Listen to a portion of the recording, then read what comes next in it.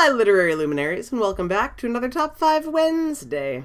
Today's Top 5 Wednesday topic is your favorite polarizing books. And I took this a little leniently because some of these aren't necessarily books that I like, but they're ones that I sort of enjoy the fact that I am on the opposite side of the many from. I don't know. Well, you'll see, but it's not always books that I like. It's I tried to be a little clever with it. But without further ado, let's get started. Number one is one that I've mentioned a lot, and that is This Is Where It Ends by Marika Nijkamp.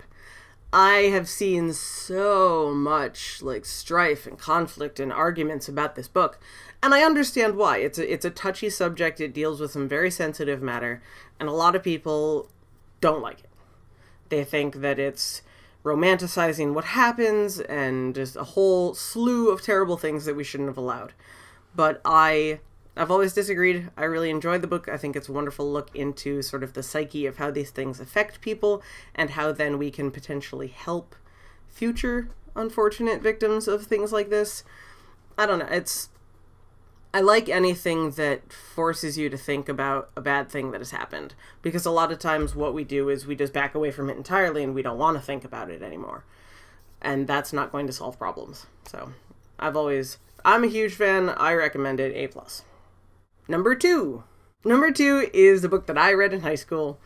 I've heard so many people that hate it, and I absolutely love it for all of those reasons. And that is Catcher in the Rye by J.D. Salinger. I love Catcher in the Rye so much.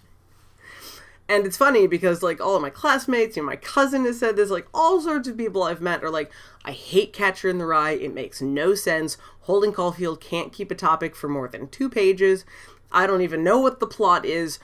It's a disaster. And I'm yeah, that's what a teenager thinks like. I'm reading this as a junior in high school. I'm yeah, that sounds right to me. I'm angry at those ducks. I love it so much for all of the reasons people hate it. I really need to go back and read it. I know I have a copy of it somewhere on my bookshelf. I haven't read it since high school.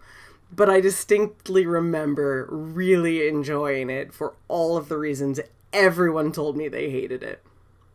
Number three is the one that I kind of fudged a little bit, but I felt like it needed to be on the list even though it didn't quite fit, and that's The Great Gatsby by F. Scott Fitzgerald.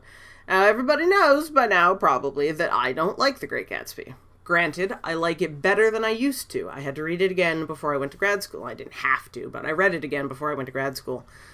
And I enjoyed the writing of the book significantly better. I still think the story is awful and non-existent, and the characters are all pointless. And this is not necessarily a popular opinion, I've noticed. I mean, they made a movie out of it, and they did all sorts of stuff. It's a classic of literature, and I still think it's junk. But I like using it as an example because I know that I can get an interesting conversation from it, because a lot of people do really like The Great Gatsby. It is a classic of literature, and I'm just going to sit on the other side and go, because I don't like it. Maybe someday I will. I don't know. Number four, I sort of picked a representative of a whole category of entertainment in general, but books and movies and all that stuff that I tend to do this with, and I chose Dan Brown's Angels and Demons and Da Vinci Code, because those are my 2 favorites out of the 4 that exist. And I understand that it's not necessarily great theology, it's not, possibly the best fiction in the world, but there's a lot of people that are viciously anti-Dan Brown. Just, they don't want anything to do with anything he's ever touched. One of my good friends hates Dan Brown, thinks he's a hack writer and should never touch paper again. They are more than welcome to have this opinion. And I don't necessarily disagree with it. The difference is that I don't walk into the book expecting a great deal. I expect interesting concepts, fancy writing, and an action movie in a book, essentially. And that's what I get pretty much every time. But I do the same thing with action movies. I don't walk in expecting a great deal. If I walk into the Avengers, I expect attractive men, explosions, and sort of magic. And I always get that. So I'm always more than happy. And then the people that get all critical because there's no plot, I don't have that problem because I didn't expect one. So. And finally, number 5.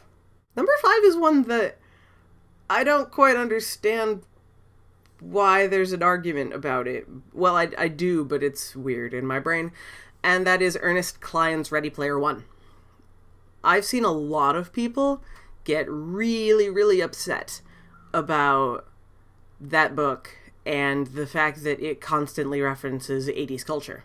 Like, there's lots of sort of inside jokes with 80s movies and just pop culture in general from that time. There's a lot of references to it. The whole book sort of revolves around a necessary knowledge of 80s culture. And people get really frustrated by this because, if you don't get the humor, then you're not going to get the book. And it's completely, pushing aside a whole group of readers.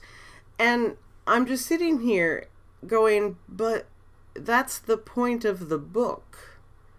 Like, the point of all of the 80s culture. I mean, this doesn't take place in the 80s. This takes place because the person who started all of this has a fascination with 80s culture. So yes, you're going to have to know all of that in order to go anywhere with the puzzle because that's the way it was made. The point of the book is to have the 80s culture in it.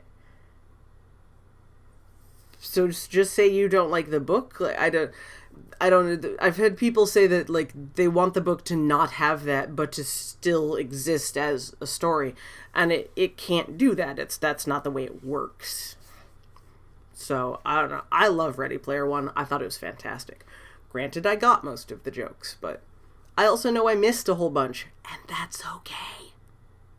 So those are my top 5 polarizing books, however you'd like to take that definition. I'd love to know what your 5 are. Let me know in the comments down below or on Twitter @KRyanFrey. I'd always love to hear from you. If you like the video, be sure to give it a thumbs up. It is very much appreciated and very much helps. And hey, if you're new to the channel and you like what you see, why not subscribe? YouTube will very kindly notify you anytime that I post a new video, especially if you hit the bell icon. And that should be every Tuesday and Thursday. But until next time, I shall bid you all adieu, and I will see you all on Tuesday for another Tuesday Talks. Bye!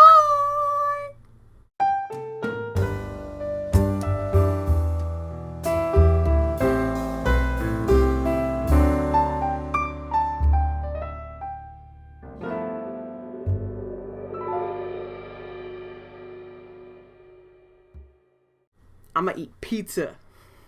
I'm excited.